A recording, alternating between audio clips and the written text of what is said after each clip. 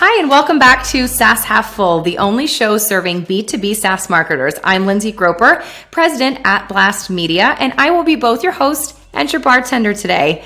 I had a chance to sit down with Carly Brantz, the CMO of DigitalOcean. Carly and I talked about how to find your brand differentiator and then evangelize the heck out of it. If you care to, grab yourself a drink and join me as I speak with Carly, CMO at DigitalOcean. Hey, Carly, welcome to SaaS Half Full. Thanks for having me. I'm excited to be here. Yes, you and I have not had a chance to meet. This is the very first time we have ever spoken, but we approached you, and I knew it was thrown around to your team a little bit, and we're glad that you found your way to us and that we're talking today. Thanks so much. Yeah, you bet. Today, Carly and I are going to be talking about how to find your brand differentiator and then make the most of it. And when we went back and forth on a couple of topics, this stuck out to me, namely the first part, which is how to find it. Because I have a sneaking suspicion that though many of our listeners who are mostly SaaS marketers, some SaaS founders, are thinking to themselves, oh, I know what it is. But do you really know what that is? And are you maximizing that really across all channels and across all of the parts of the business? So excited to dive into that. But before we do, Carly, I want to give our listeners a chance to understand who you are, a little bit on your background, and then certainly what DigitalOcean stands for. Why does it exist? So we can start with that. Talk to us about what is DigitalOcean. Yeah, DigitalOcean has a mission to really simplify cloud computing so that builders and small businesses, startups can spend more time creating software that changes the world. So many digital companies have moved to the cloud, and we are supporting their businesses and their growth as they scale through our infrastructure and platform. Perfect. And when doing a little digging on your LinkedIn, you are no stranger to B2B SaaS marketing. Oftentimes I have guests on that come from a different background, and maybe it's their first or second foray into this industry, but you've been living in this for some time. How did you get into the industry? Was it by happenstance? And tell us about your journey to CMO at DigitalOcean. Yeah, so just straight out of college, it was the early 2000s, it was 2000, and it was a rough job market in general. I had the privilege of working as an intern for a visualization software company where I was just doing their marketing collateral, and I found out pretty early that I had a pretty good ability to take pretty technical concepts related to technology and sort of translate them in marketing speak so that they could make sense and attract more users. You'll see on my LinkedIn and just my career, I tend to stay at companies for a long time. So I stayed there for about 5 years. Then my next job was at ReturnPath, and that was an email deliverability company. And so, you know, as is typical in many marketing departments, each year that I was at ReturnPath, they would bring in a new chief marketing officer. That person would restructure the whole organization or the department. We would try that out for a year. It wouldn't work out. That person would be let go, and sort of a cycle continued throughout my 7 years there. So I truly had 7 different bosses when I was there. But related to this podcast name, Glass Half Full, thinking that, you know, I did get, with all of those restructures, a lot of exposure to different areas within marketing. So for a year I did events, and then the next year I did demand generation, and then the next year I did partner marketing. And so when I started my job at SendGrid, and SendGrid at the time, I think I was employee number 30, I could sort of draw on all of that background in those different various areas of marketing, sort of establish a really strong foundation at SendGrid from the very start. And so, of course, as we grew, you know, we scaled tremendously and eventually went public. And then we were acquired by Twilio. But that foundation was so important, and I could see the opposite was true when I joined at DigitalOcean. They had an incredible product market fit, but they were missing a lot of those key foundational pieces. So the first couple of years here. I guess I'm at 2.5 years. So I would say definitely in the first year, it was a lot of kind of ripping out and getting the foundation right so that we could get the engine working. But very focused on sort of this end-to-end ownership of the self-serve funnel, where marketing is the driver of revenue for the company, both at SendGrid and now at DigitalOcean as well. Well, a couple of things I picked up from that, thank you, is the skill set that you have of taking highly technical information and digesting it, putting it out into the world in a way that most people can understand and make sense of it. And even I would take that further, maybe wrapping a story or creating a narrative around that technology. It is a rare skill set. We are a peer agency, and we only work with B2B SaaS companies, and some of them are very what we call thick, rich, and chocolatey. And it is our job to distill that, to find the story, create a narrative around it, because you can't always lead with the technology. So I can appreciate that skill set. And the second is longevity, people. Carly has stayed in positions a long time and throughout change. There are a lot of folks listening today who are going through tremendous amounts of change within their marketing org, either through reductions in force or restructuring, whatever the case is. They're thinking, oh my gosh, should I bail? Stick with it. Let Carly be a guiding light. She has made it. Very successful company, CMO, but sticking with a position even through change. Yes, love you for that. That's where the learning happens. I think. That's right. So love that. Okay, so when we had talked to you about coming on the show, a couple of different topics, and one of the ones that you were passionate about, wanted to speak to, was finding and making the most of your brand's differentiator. Mm-hmm. Unpack that for me. Why is this an area of passion for you? Yeah, I think we are always trying to reach new companies, new startups. I love that you're drinking wine. I'm jealous. I know. We didn't get you a cocktail kit. I don't know why logistically it didn't happen, but I promised her before we hit record that I would send one after the fact, but it's not stopping me. So yes, I know. I love it. When I joined at DigitalOcean, we definitely had a lot of love and loyalty among our developer audience, and that is still true today, but we've really focused on our key differentiators of simplicity, community, and support. So that was established long before I joined, and I think as we've sort of evolved it over the past year, we had a brand evolution. We wanted to expand that to really resonate with our SMB and startup audience so that they knew, yes, you were going to have a simple and easy to use product from the sign up on the platform. The pricing is simple. Rather than sort of really complicated systems that you might get from enterprise-focused cloud providers. We had the community with all of our tutorials, thousands of tutorials where you could come and learn.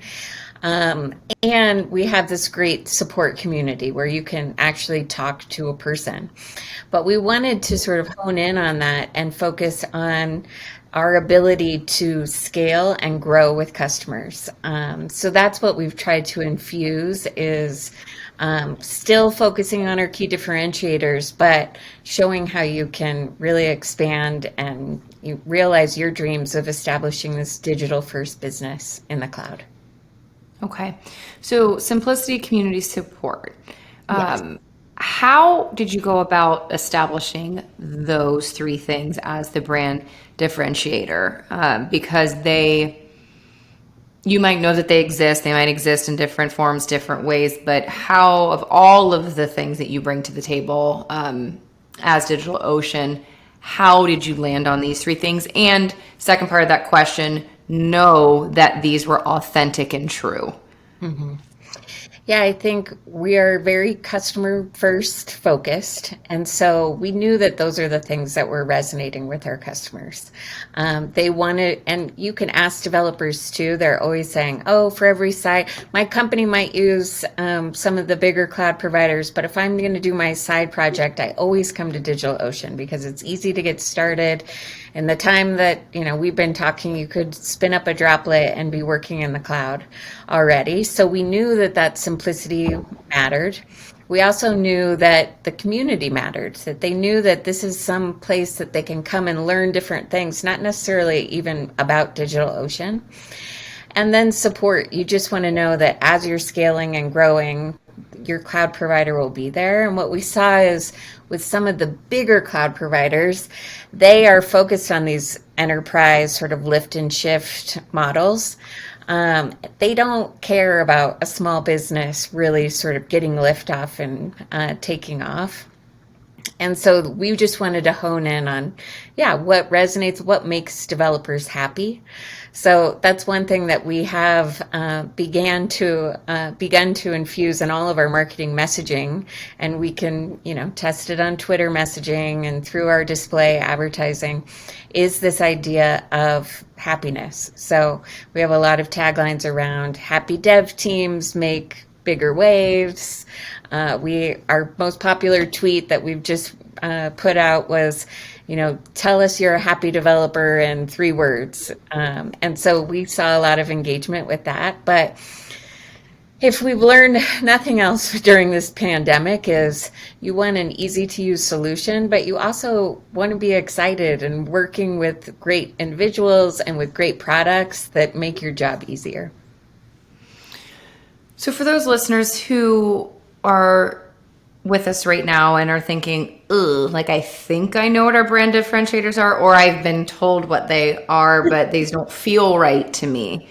Because maybe they've been told that simplicity is a brand differentiator, but they're hearing maybe their CX team's telling them like, hey guys, implementation's tough, or we're having a really hard time turning on this new feature with our new customers. How do you go about finding that true brand differentiator if you don't know what it is right now? I'm hearing, listening to your customers, ask your customers, or maybe hang out where they hang out. But what's your advice to help find that? Yeah, I think it's both quantitative and qualitative. So you can always test a lot of your messaging and what's resonating through your display ads, through advertising campaigns, through your website messaging. So that's one piece that I would always recommend. And then I am also a big fan of surveys as well. So survey your customer base, ask them what they love about your product or your company, ask them the value that they're getting, and then you'll quickly see the things that we mark as our key differentiators. When we're talking to customers, and I love to talk to customers all the time, they will say all of our key differentiators very commonly. So that's sort of when you've hit the sweet spot. And, sort of when I was talking about this happy developers and resonating with this happiness component, when they're engaged with the tweets that we're pushing out, or when they're clicking and opening an email, you can pretty quickly see if you've hit the nail on the head. Okay. So 2 things I heard there is test the messaging across your digital properties, and that digital properties means a lot of different areas, but could be ad campaigns, could be copy, could be blog posts, could be website. But test that messaging, and what I'm hearing you say is see what gets the most engagement. Yes. And then the second is literally ask your customers and survey them. We started doing this to our clients. We're a peer services business, but I think 3 years ago, and ours came in the form of what 3 words come to mind when describing Blast Media, and that was really eye-opening. And it helped us formulate our brand, more of like our brand personality and what values we bring, because there were absolutely common words that continue to bubble to the top. If you think about the old word cloud, right, that you used to see all the time, there were a handful of words that really stood out that thankfully matched what we felt it was. But then there were a couple others where we wouldn't have made those maybe in our top 5, but we're able to lean into a bit more. Right. Have you found in the different organizations that you've been in that you come into an organization and you're told what the brand differentiators are, or kind of what the fabric of the company is, and then you get inside there and you're like, not really feeling that. And if so, what do you suggest doing about that? That's interesting. I think, my time at SendGrid, we really scaled and so I do feel like our key differentiators resonated throughout my time there. What was interesting about SendGrid is we started with a primarily, it was solely a developer audience. We had an API for email that developers would insert into their applications. And then over time, we sort of shifted gears and we had a marketing email solution as well. So shifting that and having totally different key differentiators based on the product was really difficult. And it was harder because, all the tests and experiments and things that we had done over the years for the developer audience, we had to go sort of back to a starting point and figure out what those were. And they were totally different. And even just the cadence that they wanted to receive email or the ways they wanted to interact, they actually preferred more personal touch and human touch rather than the developers wanted to be hands off. And so sort of evolving and continuing to experiment, I think that is really important to do really with any business. I think at DigitalOcean, I think that the strong differentiators have continued on from long before I joined. But I do think that you have to continue to figure out how to evolve pieces of that. Like it might be your top 3 will remain the same, but how you talk about it and how you reach out to your customers, how you sort of provide that value might change over time. Mm-hmm. And with developers, even, where they're living, where they're at, the latest, technology that they're looking at, if it's Twitch or is it TikTok or where do they go now? That's constantly evolving too. So continuing to test on what resonates. Mm-hmm. I would say we did a big brand burst early this year, and part of it was, we did an esports sponsorship where, people are going and playing games, they're playing chess online, and then we have DigitalOcean advertisements there, and it worked really well. That's something, a couple years, if you had mentioned that, I would have completely blown it off. But being open to those kinds of changes too, I think is really important. Yeah. On the flip side, if you have established brand differentiators and you're growing and scaling as a company, potentially entering new verticals, as you mentioned, or ICP changes, when do you know it's not working? Like when do you know that those differentiators are no longer relevant to your audience? Yeah, I think again, it comes back to engagement. And so if you're saying the same message, if you're seeing sort of your growth flatline and engagement is slowing down, or even just visitors to your website or opens to your emails, I think there are early signs and signals that will tell you as soon as you start to see a decline. And I would say much sooner than that, you need to start testing and experimenting and trying new things. I am a huge proponent of there should always be tons of testing going on every day. Are there new channels that we haven't thought about? Their new messaging, and sometimes it's a crash and burn, but other times it's a huge success. And that's my favorite part of being in marketing, is that constant experimentation. Yeah. Most people will automatically go to marketing org when we're talking about brand or brand differentiators, but talk to me about the buy-in or participation that you need from other members of the C-suite, potentially board. And this is just my hunch and interpretation is this is not marketing's job. This needs to be an organizational mission. So talk to me about who all needs to be involved. Where does that buy-in need to start?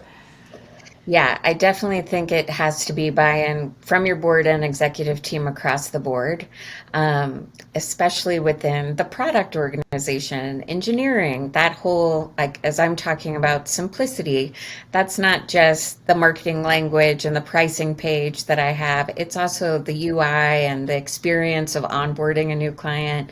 You had mentioned, if it's very complicated getting started or people are getting stuck in the product itself, that is, going to deter from your brand overall. And then if you think about customer success and support, all of that needs to be customer focused. And if it's not, I mean, those are the key parts of your brand. So everything from finance, I could think of examples from each executive on the team that they need to be on board and agree that this as a company is our mission, and those key differentiators need to shine through all of our touch points with our customers. Sure.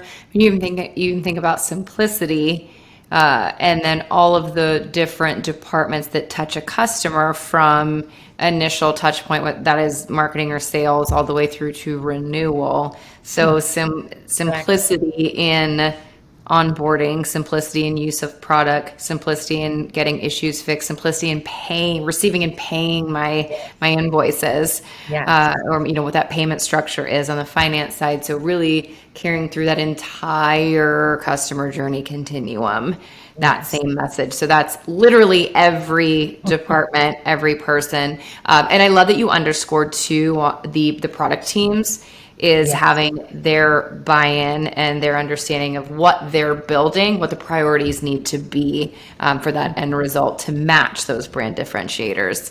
Because one bad experience takes so long to get these brand loyalists and these customer advocates, and then it takes years to develop that, and then a much shorter runway to completely destroy it, which Yes. is a real kick in the ass, that it works that way, but it's so true. Especially, I would Yes. imagine, with the developer community that is such a tight knit group. Yes. Yes, exactly. And I will say our CEO, Yancey Spruill, I have worked with him in the past at SendGrid. He was our CFO. And one thing that he has done both at SendGrid and now at DigitalOcean is one of the first things he does is put together what he calls a SOAP. It's strategy on a page. And we start every all hands meeting with it. We talk about it. We make sure that we're all aligned, and it has the mission, vision, values, and the key initiatives. So there's no question on what are our key differentiators and how are we going to measure to make sure that those still are our key differentiators. So through NPS or revenue growth, those things will stay the same. And so you'll have different initiatives to try to impact them, but having sort of your one page strategy, I think, is really important to rally behind. For sure. So once you have this established, and we talked about having everybody's buy-in, you've mentioned different channels. How do you, though, as the leader of what's being consumed externally, maybe internal comms falls under you, maybe the community side, but how do you then take those differentiators and evangelize the heck out of them? What channels do you use, or is there a certain way that you measure, monitor that? What does that look like? Yeah, it's interesting. So I would say a couple of different ways. We are constantly measuring all of our funnel metrics. So because we are sort of a self-serve focused business first, it's pretty easy to understand all the activities that we're doing from the top of the funnel to the bottom of the funnel if they're impacting growth, because we're looking at signups every day. We're looking at sort of signups over time through the different channels. And some channels are meant to drive more traffic and lower conversion, and some channels are less traffic and higher conversion. And so making sure to communicate that, and I'm making it seem easier than it is because it's, something that is always challenging to try to explain that this channel has a faster ROI than this other one, but both are still really, really important. But we're doing a lot on the demand gen side, so digital campaigns. We're doing a ton through email campaigns. We're also using data science and propensity modeling. We have a huge customer base of over 600,000 customers in our base. And so going back all the time, figuring out all the data for those customers, and we've done, it's sort of similar to, well, kind of like a shopping cart that's left empty, but we've done modeling where we say, our most successful customers have these three products. And so then we take all the customers that have two of the three and we're recommending, it's all about figuring out how we can insert ourselves and provide value. But yes, it's a constant promotion through digital campaigns. Yeah. 600,000 customers. Let that sink in, people.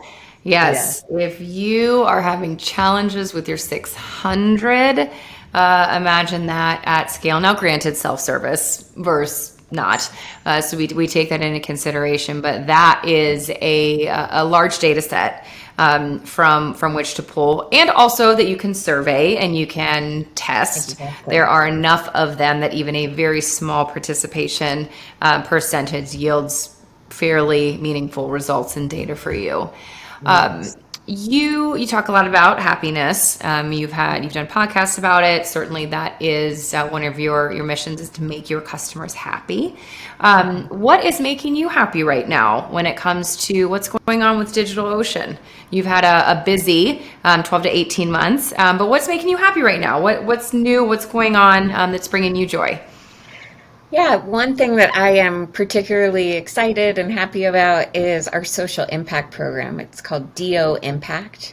So as part of our IPO, which was in March of 2020, we joined the Pledge 1% movement, and that meant that we set aside 1% of our pre-IPO equity, which was the equivalent of $50 million to commit to doing good through the community, we have it broken down in planet, philanthropy, and product.